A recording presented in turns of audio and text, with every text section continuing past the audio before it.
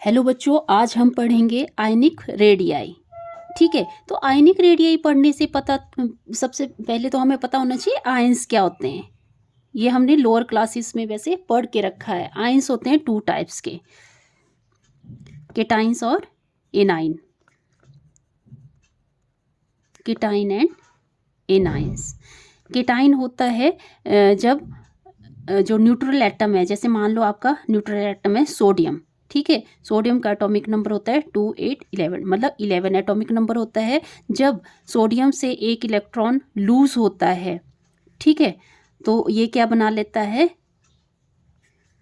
Cation बना लेता है। और यहाँ पे क्या हो रहा है, इलेक्ट्रॉन लूज हो रहा है। तो यहाँ पे जब इलेक्ट्रॉन लूज होगा तो क्या रहेगा, ये 2 8।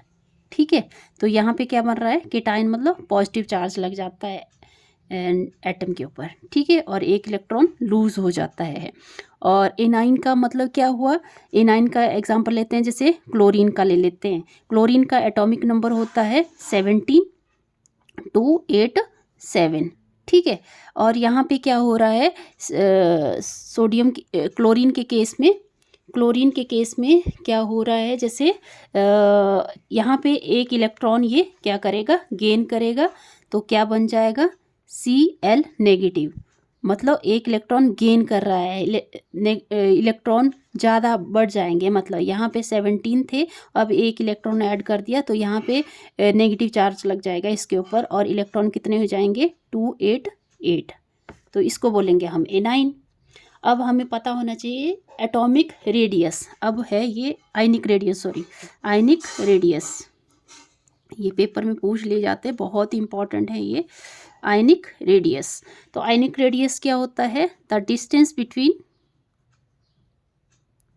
Distance from the centre of nucleus, distance from the centre of nucleus to the valence electron, to the valence